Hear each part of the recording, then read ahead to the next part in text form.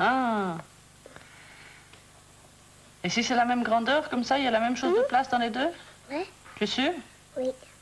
Vous constatez donc que le plus jeune, à 4 ans, n'a aucune idée du volume.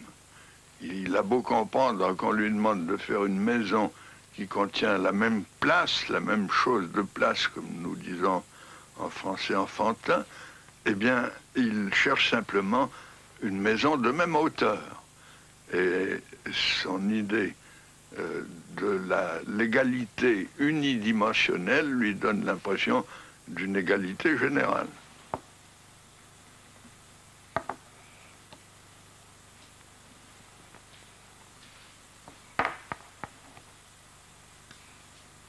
Voilà. Alors, il faut qu'il y ait la même chose de place dans la maison que tu construis que dans celle-là. Plus haut encore?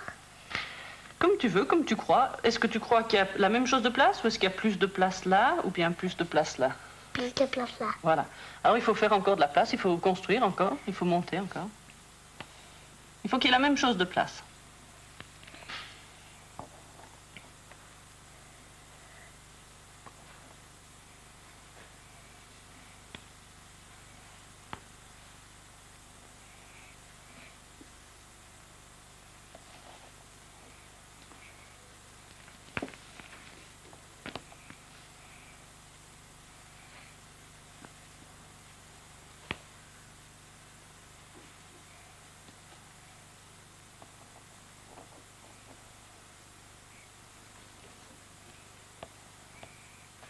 Est-ce que tu crois qu'il y a la même chose de place là et là? Ou pas? Non, parce que ça, c'est plus mince. Ah, très bien. Alors, qu'est-ce qu'il faut faire pour qu'il y ait la même chose de place? Agrandir. Alors, agrandir. Ce côté, oui. Et est-ce qu'on peut agrandir dans l'eau? Non, Alors, comment il faut faire pour l'agrandir, ta maison? j'en sais rien.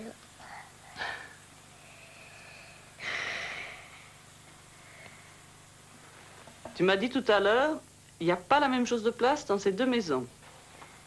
Non. Où est-ce qu'il y a le plus de place? D'accord. Alors, il faut faire encore de la place dans l'autre maison? Ouais. Alors, comment tu peux faire? Alors, je te donne des plots et puis tu construis encore. Alors, par-dessus? Oui? Tu veux? Ouais. Alors, vas-y.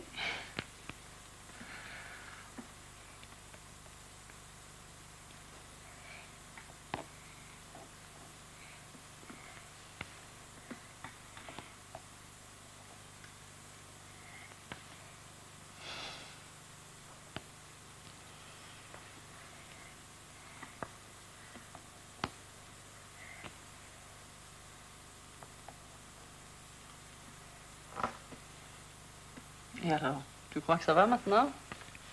Encore un peu. Encore un peu, vas-y.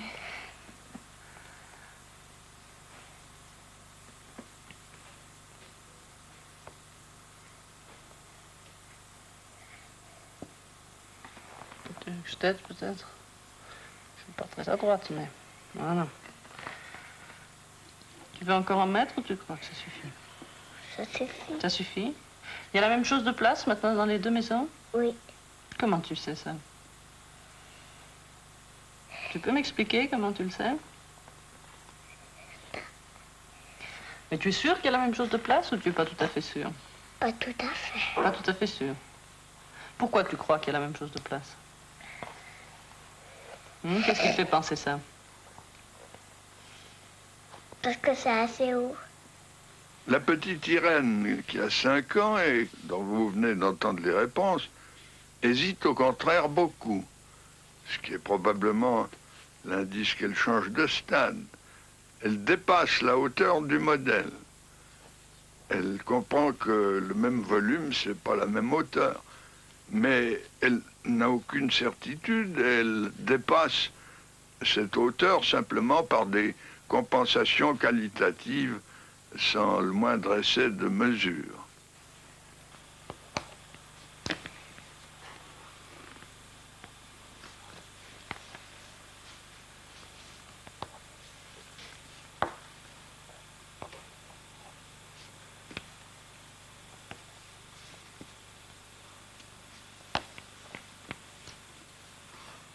Voilà. Voilà. D'accord, on va le mettre bien droit pour pas qu'il tombe.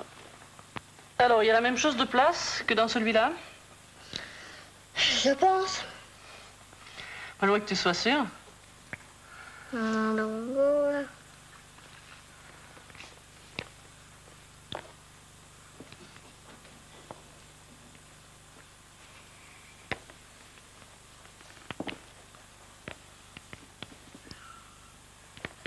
Qu'est-ce que tu fais là?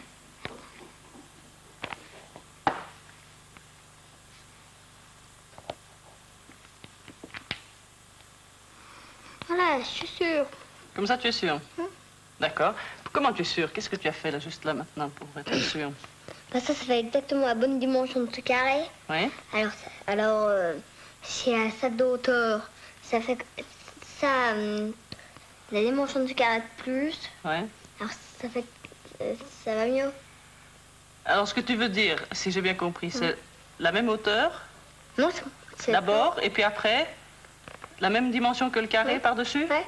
C'est ça? C'est ça que tu as voulu dire? D'accord. Et comme ça, tu es sûr qu'il y a la même chose de place? Le troisième enfant, Mathieu, 6 ans et demi, au contraire, vous montre un début de mesure. Il comprend que le dépassement de la hauteur du modèle est nécessaire, et il n'y a à cet égard plus de problème pour lui, mais il fait des compensations quantitatives qui demeurent insuffisantes. Il mesure en cube unité, un point c'est tout.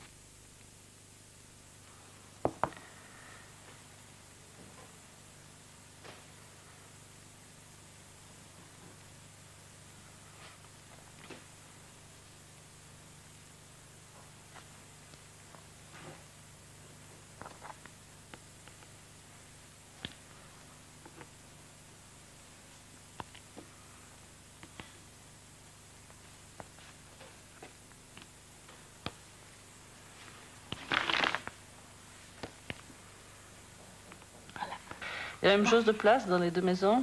Il me semble. Il te semble. D'accord. Comment tu as fait pour savoir? Ben là, il y a 3 lignes. Puis j'ai regardé les lignes. Attends, où est-ce qu'il y a 3 lignes? Explique-moi. Là, 1, 2, 3. D'accord, c'est les grandes lignes là. Il y en a 3. Et Puis puis? là, je peux les mettre. Oui, montre-le de ce côté peut-être. Là. Voilà. C'est les 3 mêmes. Puis là, il y a 3 lignes en dessus. Puis je peux les mettre. Oui. Tu peux me montrer les lignes en dessus? Tu peux les mettre? C'est les 3 dernières? Oui, mets-en une. Voilà, d'accord. Alors, les 3 dernières, c'est ces 3 lignes-là. Ouais. Et puis, autrement, les premières, c'est pour faire la même hauteur que la maison. D'accord. Et puis, comme ça, tu es sûr que qu'il y a la même chose de place dans les deux non, maisons? parce que là, j'ai pas fait toutes les faces. Ah, alors, Faut que j'en mette 3 de plus. 3 de plus.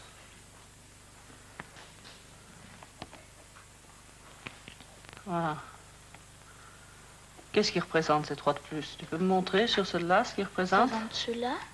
Cette face-là? Ouais. D'accord. Puis après, j'en remets 3. Oui.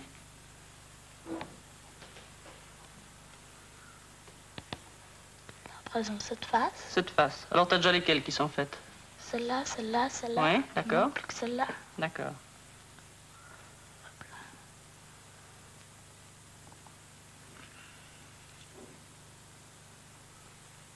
D'accord. Ça, c'est cette face-là. Ouais.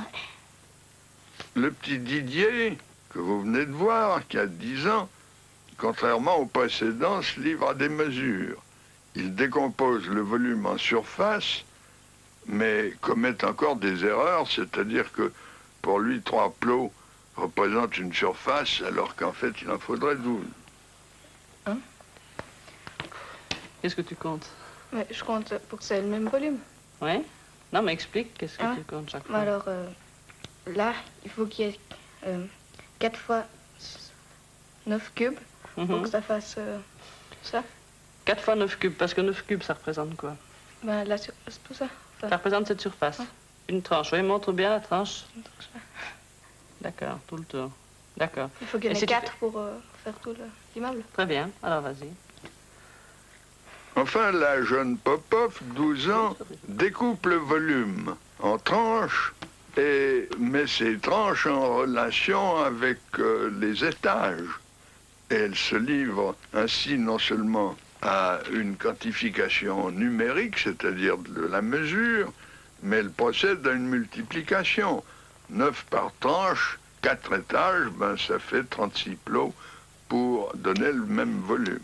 Le problème est donc résolu, et comme vous voyez, il a été résolu par des étapes qu'il est facile de caractériser, et étapes que nous retrouvons d'une manière très générale partout où nous étudions cette même épreuve avec la même technique. Tu comptes 3 fois 4, c'est ça? Le premier fait frappant dans le développement des connaissances, c'est évidemment leur créativité continuelle. À voir tout ce que le bébé, avant le langage, pendant les 18 premiers mois de l'existence, arrive à construire dans le domaine de l'objet permanent, de l'espace, du temps, de la causalité, etc., on est stupéfait de ce nombre de constructions spontanées qui ne sont évidemment pas dictées par l'adulte. De même, la construction des structures opératoires dont nous avons parlé tout à l'heure.